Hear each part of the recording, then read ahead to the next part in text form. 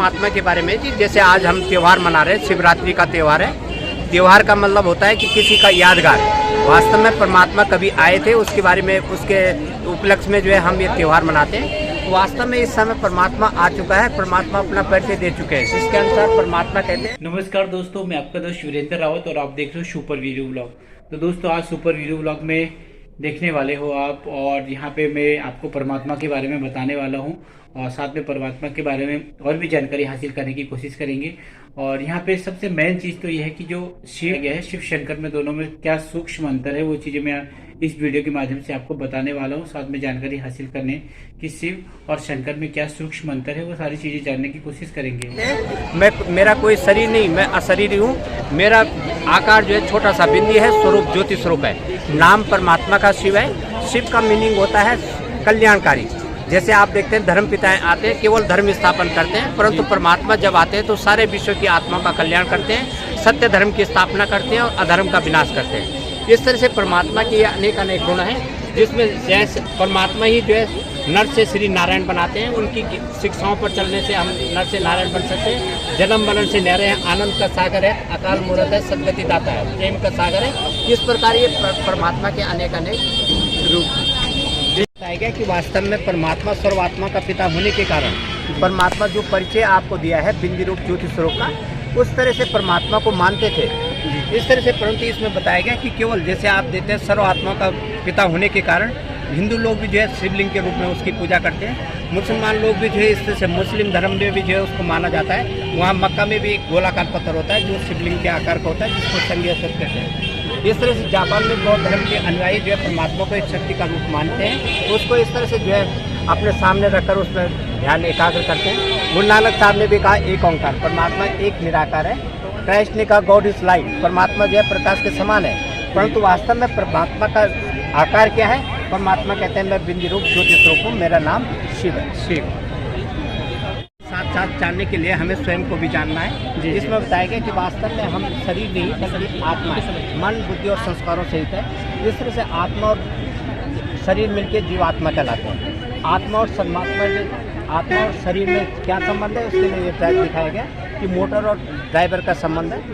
शरीर एक तरह से गाड़ी मारते हैं, इसको चलाने वाले ड्राइवर जो है आत्मा है, वो बिल्कुल में रहती है। जैसे जहाँ पर तिलक आदि लगाते हैं, बिंदी आदि लगाते हैं जी। वास्तव में हम आत्मा और परमात्मा कहाँ रहते हैं, उसके लिए ये तीन लोक का चित्र है, जिसमें सबसे पहले दिखा रखा है साकार मनुष्य लोक, जिसमें कि हम आत्माएं जो है शरीर धारण करके अपना पार्ट प्ले करती हैं। इसके ऊपर है सूक्ष्म लोक, जिसमें तीन देवता है, ब्रह्मा विष्णु शंकर। जो शरीर दिखा रखा है ये स्थूल शरीर नहीं बल्कि इनका सूक्ष्म शरीर होता है। इस तरह से तीसरा है ब्रह्मलोक, वास्तव में छठा जड़ महत्व है जो सुनहरे लाल रंग का है। यहाँ पर सबसे ऊपर परमात्मा रहते हैं, उसके बाद हम मनुष्य आत्माएं नंबरवार होती है। यहीं से हम आत्माएं अपना पार्ट प्ले करने के लिए यहाँ पर ये शरीर धारण करके अपना पार्ट प्ले करते हैं। परमात्मा निराकार है, वो तीन शरीरों का आधार लेकर तीन कर्तव्य करते हैं। सबसे पहले जो साधारण मनुष्य तन दिखा रखा है, इनके द्वारा परमात्मा सहज ईश्वर ज्ञान और राज्य के द्वारा नई दुनिया की स्थापना करते हैं। शंकर के द्वारा पुरानी दुनिया का विनाश और विष्णु के द्वारा नई दुनिया की पालना। क्या अंतर है? वास्तव में शिव और शंकर एक नहीं, जैसे लोगों की मान्यता है। शिव अलग है, जैसे कि आकृति में दिखाया गया। शिव परमात्मा को हमेशा एक गोलाकार पत्थर द्वारा दिखाते हैं, जिसमें जो है एक बिंदी और तीन रेखाएं दिखाते हैं। वास्तव में बिंदी सिद्ध करती है कि परमात्मा का कोई अपना शरीर नहीं है, बल्कि वो सदा बिंदी रूप ज्योति स्वरूप है। जबकि शंकर जो एक शरीरधारी सूक्ष्म शरीरधारी है, इनको सूक्ष्म देवता कहते हैं, सूक्ष्म लोक के रहने वाले हैं। परमात्मा निराकार है, परम धाम का निवासी है, कल्याणकारी कहलाते हैं। इस तरह से दूसरे पार्ट में दिखा रखा है कि शिवरात्रि का अर्थ बताया गया। शिव कहा जाता है कल्याणकारी परमात्मा के लिए, और रात्रि अज्ञानता का प्रतीक है। तो वास्तव में परमात्मा आकर हम आत्मा को इस तरह से 5 विकारों के अंधकार से बचाते हैं, उनसे मुक्त करते हैं विकारों से। इसलिए जो उनकी हम आज शिवरात्रि अर्थात शिव जयंती मना रहे हैं। 5000 वर्ष का केवल मात्र है। इसको 5000 वर्ष को स्वास्तिका द्वारा 4 बराबर भागों में बांटा गया। सतयुग, त्रेता, द्वापर और कलयुग। प्रत्येक युग की आयु 1250 वर्ष दिखाएगी।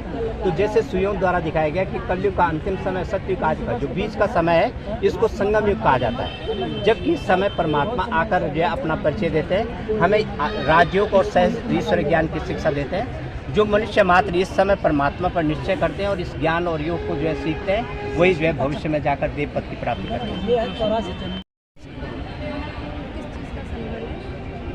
पानी में भी होते हुए, कीचड़ में होते हुए, लेकिन हमारा जीवन भी ऐसा हो, कमल पुष्प के समान ना, कि बाहरी कीचड़ का जो दुनियादारी का कीचड़ ही है एक तरह से ना, गंदगी का, वो हमारे जीवन पर असर है। तो राजयोग यही सिखाता है। राजयोग सीखने का ही मतलब है कि हम अपने को पहचानें और अपने को परिवर्तन करके परिवार का परिवर्तन करें। और दोस्तों, अगर आपको ये जानकारी अच्छी लगी हो तो प्लीज़ लाइक कीजिएगा, शेयर कीजिएगा और सब्सक्राइब कीजिएगा। इंतजार कीजिएगा मेरी अगली वीडियो का। तब तक के लिए नमस्कार, जय हिंद, जय भारत, जय उत्तराखंड।